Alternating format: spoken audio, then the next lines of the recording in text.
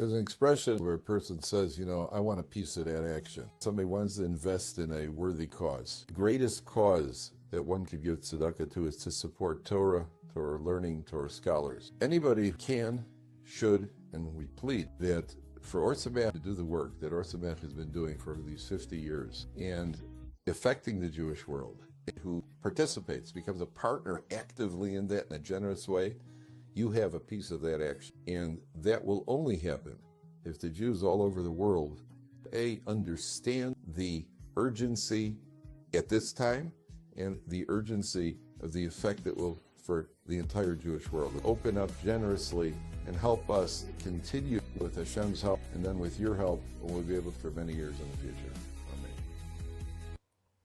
Okay, yesterday we were talking about Avodas Perech on page Perek Aleph Pasuk Yud Gimel, which is on page 294. Okay, so we started talking about this Avodas Perech. I wanted to get to a point here. I started saying Avodas Perech means interminable labor, and it also means pointless labor. So there are two opinions here. There's one opinion that they were making them build these, whatever it was, whether it was the pyramids or whatever, they were building these cities. According to Rashi, they were storage areas. And what they were doing was sinking into the ground. Now, I don't know anything, some of you may have heard of this. There's something in secular philosophy. There's a story about a guy who's in prison for 20 years. And they strap him to he's inside the prison wall, and he's chained to some sort of millstone, and the millstone is on the other side of the prison wall. You ever hear this idea?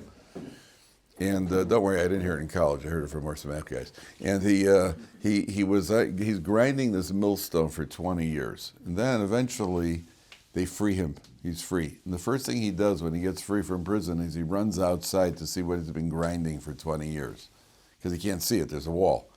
And then he sees that outside there's been nothing there. He's just been pushing a millstone for pointlessly. And then, so, he's despondent, so he dies. It's a story. The point is that every human being needs to feel productive.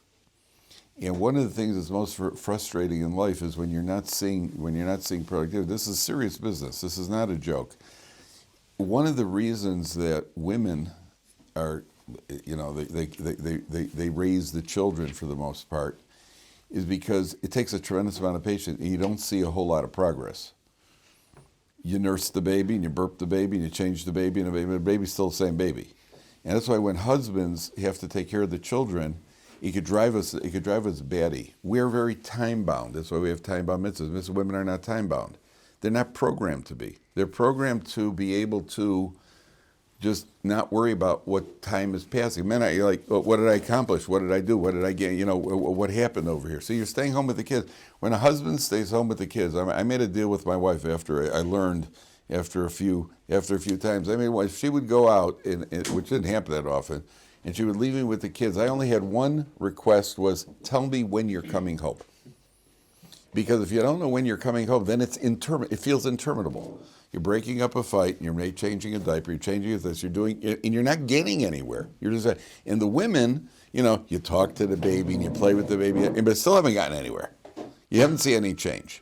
So according to one opinion, Avodas Perech was pointless. You're building, if I would tell you, I will pay you $300 an hour. $300 an hour, I will bring in bricks and mortar in this room, and every day build whatever you want out of bricks and mortars, $300 an hour, 10 hours a day. The first day you'll do it, no problem. The second day you'll do it. But every day I come in and I destroy whatever you've done. I wreck it and then just start again. There's a limit to how much you'd be able to do that. 300 an hour? 300 an hour. I think I would be able to do that. Well? Yeah. Well, I'm not going to try it. You could try me. How's that? At the end of the day, you're right. For a little while, for a while you'll be able to do it. At a certain point, you won't be able to do it because you're not accomplishing anything. Even people who build bridges, guys who work on roads and they build bridges, yeah, I built that road. I built that bridge. They have to see that they accomplished. They got paid, whatever construction workers get, minimum wage, whatever they get, or whatever they get paid. But I have to see that I accomplished something. That's one opinion of what this Avodas Perech was, that it was pointless labor. You need to know when something is, what you're accomplishing, and you also need to know when something is going to end. Rabbi Chaim Shmulevitz Zatzal, who was the Rosh Yeshiva of the Mir Yeshiva, with the greatest Torah scholars that he gave, he was the Rosh Yeshiva, and he used to give shir to you talk about the highest, high caliber, the Harvard of the Yeshiva world. Yet, when he gave a Gemara shir, the shir started at 12 o'clock and it ended at 1 o'clock on a dime. And he used to say for a Rebbe to give a shir and not end on time, he used to call it Avodas Perech. Because a student needs to know when the torture is going to end. A student needs to know when it's going to end. And that's why I always tell fathers, if you learn with your son, it's a big mistake a lot of fathers make. Father calls his son over, in the firm world. He says, let's learn. If you say to your son, sit down and let's learn, he won't hear a word you say. Because all he's thinking about is, when is this going to end? I used to say to my sons, let's learn for 20 minutes. Most fathers will say, let's learn for an hour. My experience is, very few fathers could handle an hour. Now forget about the kids, So I tell my sons, let's learn for 20 minutes. And after 17 minutes, I would say to my kids, listen, you learned so well, we're going to stop early.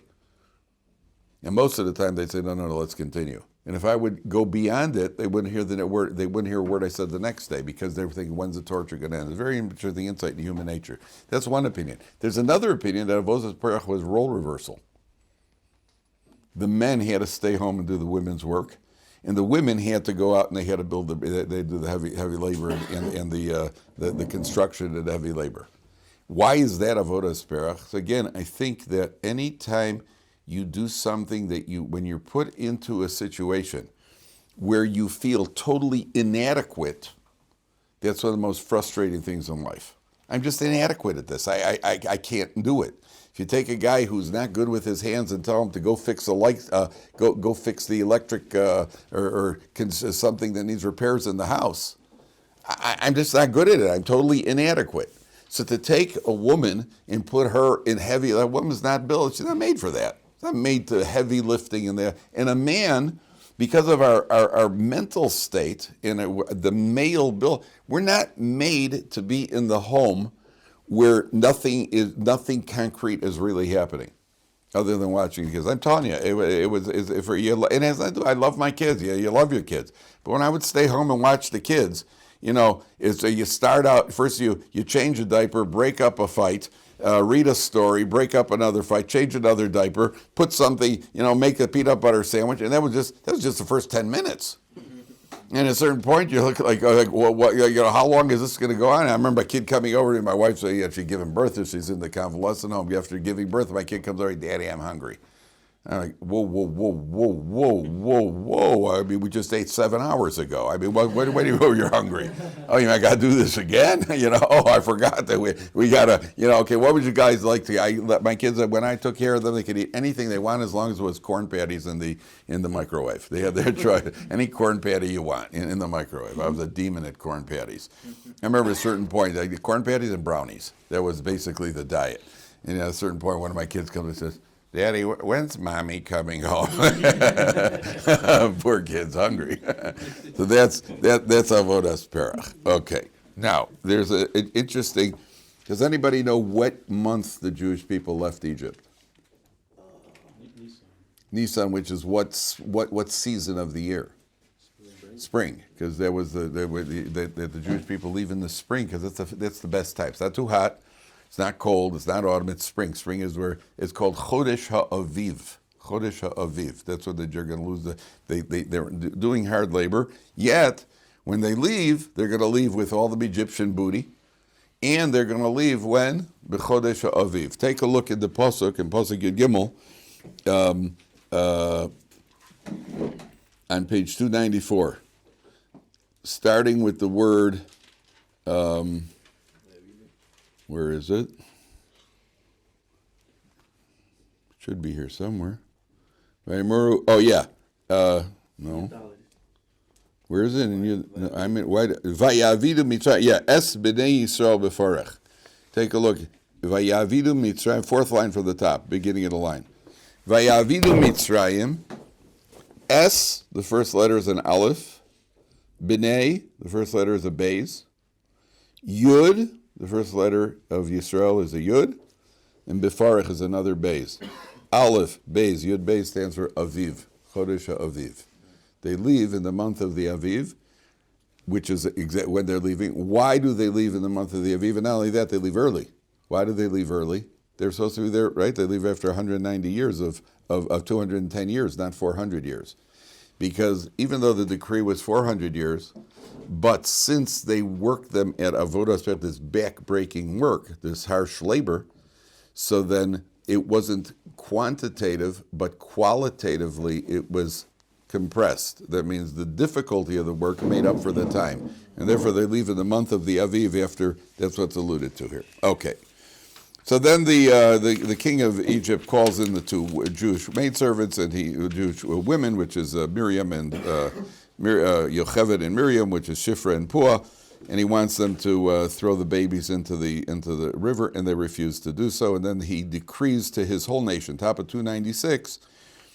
The astrologers tell him, today we see the Jewish Redeemer has been born, and he decrees even on his own people to throw the babies into the river.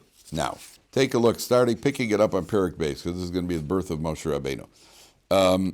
By the way, if you look back for 1 second, just for 1 second, turn back to 294, a very important point also, because it has to do with learning Torah. It says 4 lines from the top. Vayemoraru es chayim. I forgot to mention this. Vayemoraru es chayim. They embitter their lives. Everybody see that? 4 lines from the top. Ba'avoda kasha, with harsh labor. B'chomer uvilvenim, with bricks and mortar. Uvechol avoda basada, and all sorts of labors in the field. Es kol avodasam asher be'avdu be'mefarach. All of these various labors that they engage them in. Now, the plain meaning is they're just showing you the different things that they made them do. Bricks, mortar, out in the field, that sort of thing. But I saw from one of the commentaries, he says, why does the Torah elaborate on this? Why do I have to go into such detail about exactly what? They tell me they did hard labor. Yeah, bricks and mortar is pretty hard itself. I'd rather, if it's a choice of plowing or having to schlep around heavy stones while being whipped by an Egyptian, I'd probably choose plowing. Excuse me 1 second. So I saw that very interesting also, and it's an insight into, again, when I learn, I try to see what's the lesson, what's the Torah trying to communicate to us. And one of the things the commentaries say over here is each individual was constantly given a new job. That's why the Torah liberates that. It wasn't like you guys are the mortar guys, and you guys are the plowers, and you guys are everybody was constantly being shifted around from job to job. What was the reason of doing that? So the Gemara says, I don't remember where it is. There's a statement in Chazal, might be the Medrash. It says, Kol hascholos kashos. All beginnings are difficult. All beginnings, anytime you embark on a new project, on a new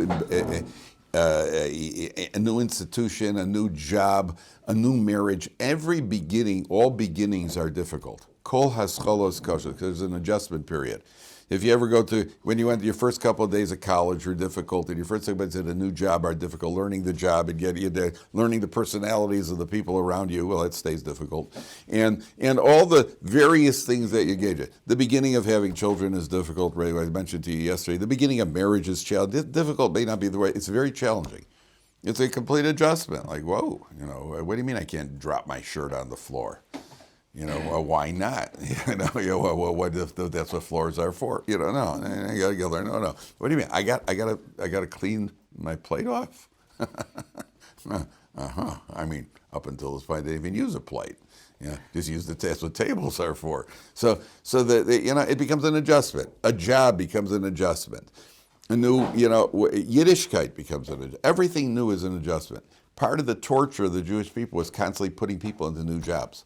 It's one thing if you know what you're going to do. Okay, tomorrow it's hard, but at least I know I got to work with the bricks in the mortar. I know how to hitch up the oxen to plow the field. All of a sudden you got to learn how to do it, and it didn't work, and so on and so forth. And therefore they're moving them around, and that's a life rule. Kol hascholos kashos. Okay. Starting on page 296, Vayelech ish min beis Levi. Yeah.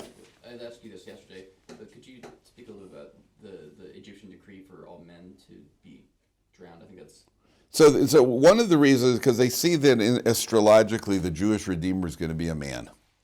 And so one of the goal here is that we want to prevent, and they also saw a vision that the Jewish Redeemer, there's going to be a problem. He's going to be a male, and he's going to be, in America now, every news item, like the police commissioner in Los Angeles and the mayor of Los Angeles, they're women. And the police, the head of the police in New York, it was a woman. There are a lot of women who are involved in what's her name in Germany, who stopped being the prime minister, and what's her name who is running the United States, Jill Biden, and you got all the women running. All the women running. There are a lot of women over here. In Judaism, the men, it's a male dominated in public forums. A woman is not allowed to be a halachic authority, can't be a posek. A woman cannot be on the Sanhedrin. A woman cannot be a judge. A woman cannot be The women may have problems with it. I don't know. I know a lot of frum women. They don't have a problem with it at all. I haven't heard any frum women complain. Why do you get up? I have to get up an hour early to go to shul, and I don't have to. That's interesting. The husband's got to get up at 6 in the morning to go get ready for shul. The wife is sleeping for another hour. I never heard a complaint about that. It's interesting. So the reason they don't complain is because we have there's a role differential. The husbands are like in politics. I'm the foreign minister. My wife is the minister of the interior. And that's the way it's over. What's better to be the foreign minister than the minister of the interior? Frankly, I'd rather be the minister of the interior. There's a refrigerator nearby all the time. Who says the one thing is better than the other? Yet, so astrologically, they see the Jewish Redeemer is going to be a male. And they see that he's going to have some sort of setback involving water. But they don't have the clarity. The ancient astrologers did not have the clarity to know exactly what's happening. They know exactly. And ultimately, the Jewish Redeemer did have an issue, a setback with water. When was it? No. When he struck the rock. But they got it all for blunder. They thought that, we'll get rid of him by dumping him into water. So as soon as Paro sees that that's going to happen, there's a decree on the males to throw him into water. And on the day he's born, he said even all his people have to be thrown, because they don't know if he's going to be Jewish, he's going to be Egyptian. He doesn't. They also didn't have clarity on. So dump all the babies in the water. There are different opinions in the Midrashim, the commentaries, exactly how it worked out. But that was essentially the decree. Now, Ish mi Beis Levi, vayikach es Bas Levi. This man is Amram, who's Moshe Rabbeinu's father, who's the leader of the generation. He had separated from his wife when Paro made his decree, because he said, listen, what should we bring children into the world for? They're just dumping them into the river. And so because he was the Gadol Hador, he was the leader of the generation, he separated from his wife, he divorced his wife, so all the other men separated from their wives. So Miriam, his daughter, came to him, she said, your decree is worse than Paro's decree. Paro only made a decree on the males. Your decree is on the males and females. You're not bringing any of them into the world. So he took his daughter's advice and he remarried his wife. Vayelech ish mi Beis Levi, for the man from the house of Levi, vayikach es Bas Levi. Notice that it doesn't say their names. And they're different, just as a man. Later on it'll identify them, but it doesn't say their names.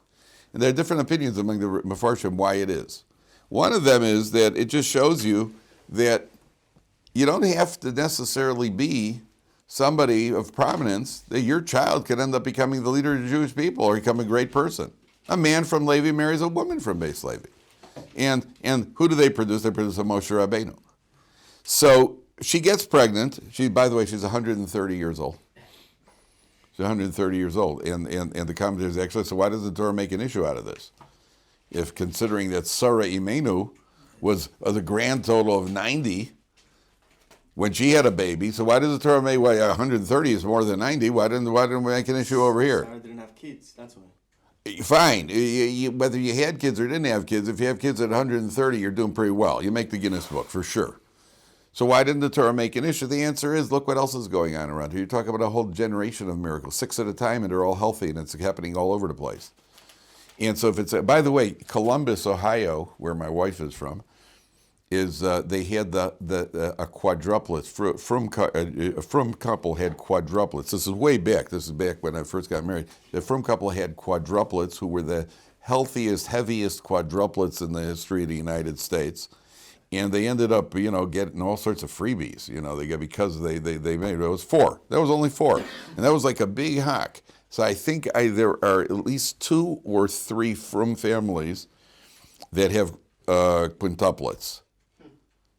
There are two or three, I think 3 from families that actually have quintuplets, which is generally often, couples that have fertility issues. So then with fertility treatment, then they have, but there are healthy quints, healthy from quints. I don't know if there's a what do you call it? I don't know if there's a sextuplets. I don't know if there are from, but there are 5, at least, I think 3 that I know of. For sure 2, and I think 3 of quintuple. How's that? How's that for what do you call it? For instant family. Quint is what? Quintuple is what? 5. 5. Quint's a basketball All team. boys? All boys? No, nobody had all boys. Nobody had all boys. But you certainly have your hands full, as the saying goes. So the Mefarshim say, well, sure, you're talking about a lot of funny things were happening at this point. And therefore, for a woman who's 130 to go back and she returns to her youthful state where she could have children, so she gets married. Vatar Aisha vateled ben. She has a son. Vatera also kitovu. She sees he's good. Rashi, a light. The house was filled with light. Vatitzpeneu shlosha yerachim. She hid him for 3 months. Now, apparently there was a miscalculation here by the Egyptians. Why was she able to hide him for 3 months? The Egyptians knew that these couple remarried. So they were tracking them from the day she got pregnant, or they got married, she got pregnant right away. The Egyptians were tracking them, but she gave birth after 6 months and 1 day, which was unexpected. Whereas the Egyptians are calculating 9 months. After 9 months, they came hunting, and she knew that they're going to come looking. And one of the things they do is they would bring another child into the home, and they would smack the child to make him cry, because when one baby hears another baby cry, the other baby starts crying. So they would make a baby cry to find out if there are any hidden babies in the house. So she couldn't have. Now, this is where the story gets a little bit difficult to understand. V'lo yachla od hatspino. She couldn't hide him any longer. Vatikach lo tevas gomesh. She takes a, how does he translate it? Wicker? A wicker basket, right, that's the word, a wicker basket. Vatachmera bachemer uvazefas. She coats the inside with some sort of putty, and the outside is with tar. And she didn't tar the inside so that Moshe Rabbeinu shouldn't smell the bad smell. Whereas the ark, Noach's ark, was tarred on the inside and on the outside. Vatosem ba'asayelet, she puts him in the child in. Vatosem ba'sufas vasev, she puts it in the reeds at the edge of the Nile River. Now, I don't know if you know anything about the Nile River, but there are Nile crocodiles, and there are Nile hippopotami.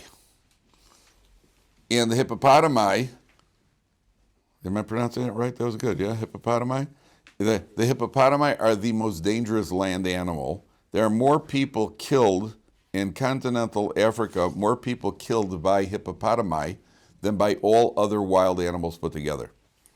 Didn't know that, did you? And hippopotamus, they don't look so vicious. They kind of look, they kind of almost have a smile. They look like they have a smile. They're kind of big.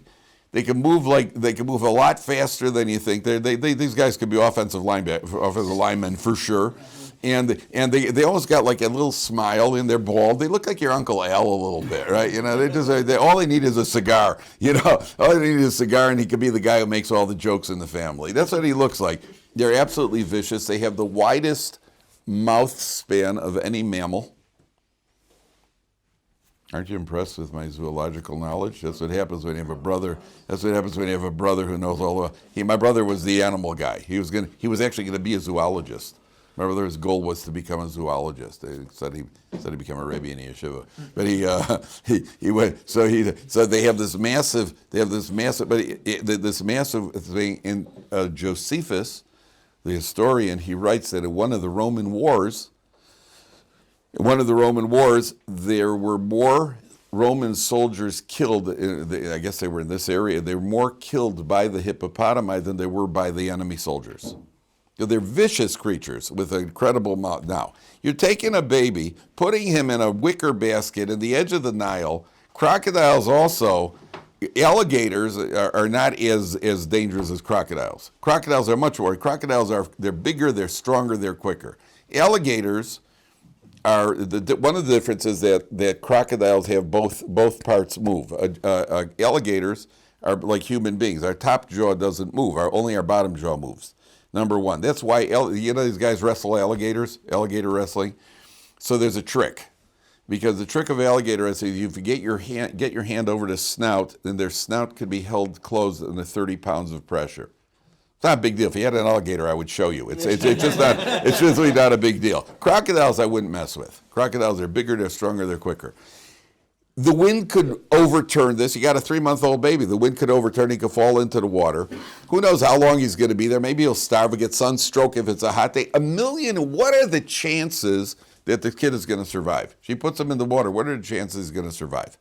What's she hoping for, according to some of the commentaries? She's hoping that once he hits the water, Paro's astrologers will then report, okay, the Redeemer is in the water. Call off the hounds.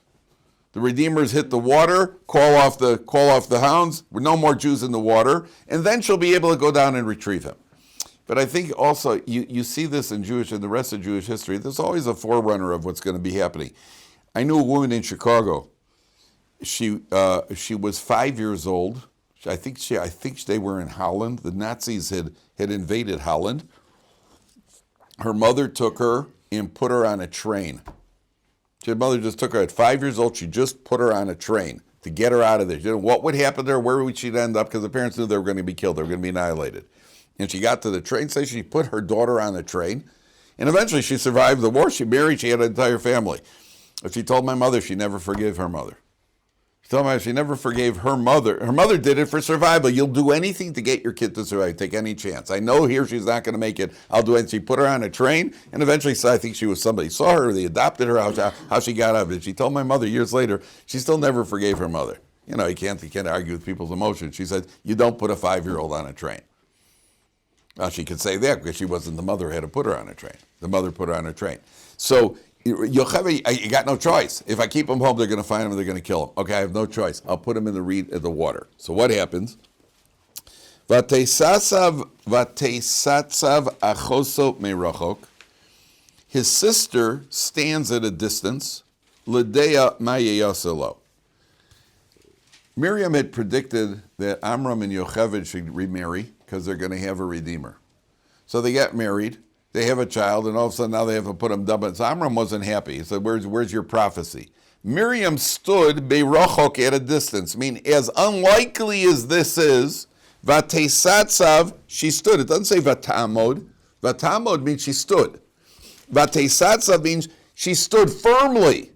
That means, according to some of the commentaries, even though it was far-fetched that something's good going to come out of this. Vatesatsav, she stood firmly, meirachok, even though it was firm. I believe that there's going to be a deliverance over it. I believe that it's going to work out. So Miriam stands at a distance, l'dea ma'yaselo, to see what's going to happen to the baby. So there's at least somebody supervising. Vatered Bas Paro lirchotz ala Yaor. The daughter of Paro, who we have according to the tradition is called Basya Bas Paro, she goes down to wash at the Yaor. Now, something strange is going to happen here.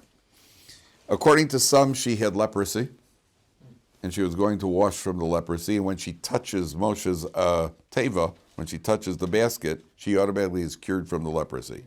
Others say, Rashi brings down, she was going down to immerse herself, to convert herself, because she's rejecting the idol worship of Egypt. Why does that happen? Who knows what? Somehow she was inspired, and she's going down lirchotz ala Yaor. V'narosel chosayad Yaor. She's got her maidservants with her. Vatera es hateva besoch hasuf. Vatishlach es amosa vatikachel. Now, she sends her maidservant to take the ark. It's amosa. One way of understanding the word amosa is her maidservant. The other way of understanding an amma is an arm. By the way, the measure of an amma, you know, you've one amma, you've heard the measurement called an amma. There's a tefach, there's an amma. Do you know what these measures mean? A tefach means a fist. And a tefach is about 4 inches in halacha. Tefach is, why? Because the fist is called a tefach. A tefach means to hit something. What's an amma? An amma is about 14 inches, 16 inches, something like that. What's an amma? An amma is an arm.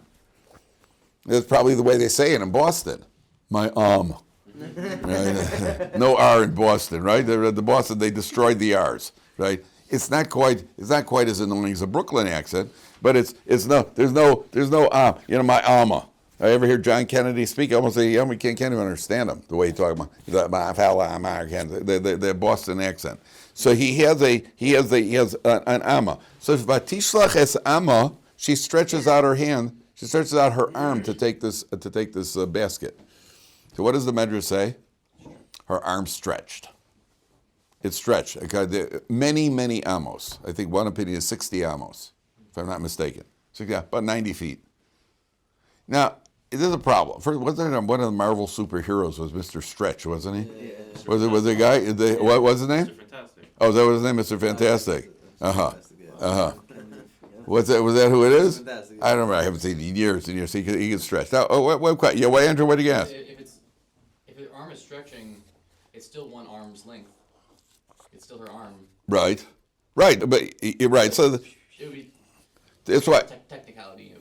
And therefore, what? But Still a amma. I feel like it'd still be one amma. Yeah, but the Medrash says that it's stretched. They're learning from the psukim. They're learning from because of a tishlach esama. That's not the way you normally. That's not the way you would say. You'd say vayom what do you call it? You don't have a tishlach. You send it. So they whatever it is, the Medrash says it's stretched. There's only one problem here.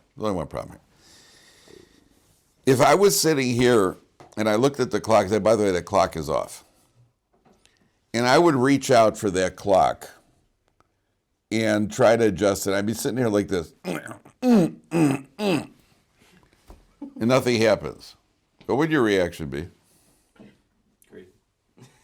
You're like, Geffen, can we speak to you, by the way? I got a little issue here. And if my arm did stretch, so then, well, the first thing you do is if you were smart, and if my arm stretched to that clock and you were smart, the first thing you do is you would put your hand very safely on your wallet. Right? Make sure your wallet is in a firm place where you know exactly where it is. So I heard about these pickpockets in Paris. They have these guys like pickpockets, which I've always been intrigued by because I felt that I could, it could be, I think I could be pretty good at it. And so what they'll do is they'll walk up to a tourist. The guy will see a tourist. He walks up to this tourist and say, by the way, just be careful. There are a lot of pickpockets around here. What's the first thing you do if somebody says that to you? Check your pocket. First you check your pocket. And his partner is watching where that hand goes. And then the partner comes by, next thing you know, guy's missing his wallet. I love that. I love that sort of thing. I don't say it's good to do, but it is a. Yeah, I like. Yeah. If it's good, if they're good at it, I'm impressed. Yeah, if they're good at it, I've always like a good liar. I'm impressed by a good liar. You're not allowed to lie. You're not allowed to pickpocket, but it is something I admire. So now, what was she thinking when she stretched her hand out? Did she know her hand was going to stretch? No. I don't think so. It never happened to her before. So what was she thinking? The thing is 20 feet away, even 20 feet. The thing is on that wall over there. Did she know it was going to happen? If she didn't know it was going to happen, so what are you stretching your hand out for? Well, this is the classic Mimanavshach. If you did know it was going to happen, so how come we haven't heard about it before? And if you didn't know it was going to happen, so what are you doing? What are your chances of, I'm trying to reach the clock over there. Guys, if I could reach the clock and I knew I could reach the clock, do you think I would be here? I could make a lot of money. One way or another, you can make a lot of money. Can you imagine you could play professional basketball, score from the bench? Play defense and score on offense, it'd be great. What do you call it? I don't have to be some 7'5" French guy. I could do it with an American accent. That'd be terrific. So what was she thinking? So Reb Chaim Shmulevitz says, this is teaching us a life lesson. If somebody needs help, try. Obviously within limit. But the Torah is teaching us in an extreme example, somebody needs help, try. I won't be able to help them, try. You don't know what could happen, try. You have these stories about like the kid is trapped under a car and the mother goes over and lifts the car off the kid. On a good day, she couldn't do that. And she's not a Russian woman weightlifter. On a good day, she couldn't do that. So what happened? The adrenaline kicks in. Something happens and you're able to do it. Try. There are certain times where it's obviously impossible. But we sometimes underestimate what we're capable of, especially when it comes to helping other people. There are a lot of people, I'll get to one second, a lot of people in history For example, Holocaust rescue funds, where people had to raise funds. A lot of things that people have done where there are always naysayers. Here, Ohr Somayach started. When Ohr Somayach started, people said they're never going to have a concept of a yeshiva for Balei Tshuva. Okay, well, we'll be the first to know. We tried, and guess what? They were right. They were wrong, and they were right. It doesn't look like, by natural law, it doesn't look like it's going to happen. It doesn't just mean physical things. It means taking on a challenge in life where something needs to be done. Every Jewish community has a shul. Every Jewish community has a mikveh. Every Jewish community has a school. How do these things get built? There was no money there. There's no money there. Somebody said, listen, it needs to be done, and he tried. He said, it's not going to work. There's no money. And next thing you know, there is a shul. Next thing you know, it happened. What are you going to ask, Mark? Is it the first time, like, Tasha made, like, a body part or, like, something like that grow? Like, why is that a miracle? That's good. We have seen other miracles in the Torah. Avraham Avinu didn't get burned in the fire. That's true. Right. But, like, And you think, like you just, like, make the wind. I don't know what the rules of body of miracles are. You know, what miracles 101. You know, what constitutes what gets to happen, what doesn't. We find all sorts of funny things in the Torah. But again, a lot of these things. And remember, a lot of these things. It's not what happened as much as what are we supposed to learn from it. Yeah, I would even go so far as to say, you know, there's a question. Sometimes if you learn in the Gemaras make incidents that seem to defy human experience. So, for instance, if you look in Baba Basra, starting in about Daf Ayin Gimel, the Gemara relates the travels of Rabbi Bar Chana, where he met where he sees waves that are giant waves, and he smacks down a wave with a pole. All sorts of land creatures that swallow up a frog the size of 60 houses. Whether it's literal or not, and there are different opinions what to take literally, what not to take literally, all agree that there's a message and a lesson for us. Did her arms stretch out literally? I don't know. It says in the Medrash that it did. Was that to be taken literally? Even if it is, that doesn't help me because my arm's not going to stretch out 60. I know it's not going to. But what is the message? The message is, try! That's the message. Or she stretched out like she told her maid to. Oh, that's the other opinion, which is she told her maidservant. Either way, she pulls this. Now, Pasuk Vav. Vatiftach, she opens it up. Vatir'eu es hayeled. A child is crying. It doesn't say tinok. A child is crying. Vatachmol olav, she has compassion. Vatomer miyaldei Avrim, he's a Jewish child. How does she know he's Jewish? How does she know he's Jewish? Circumcised. Yeah, but didn't Yosef have all the Egyptians circumcised? Well, that was before. Before what? That was when the new Paro came. Ah, very good. When it says that a new Paro arose, Asher lo yoda es Yosef, one of the things he did is he put an end to the circumcising. And this is how you see that HaKadosh Baruch Hu often spins the wheels.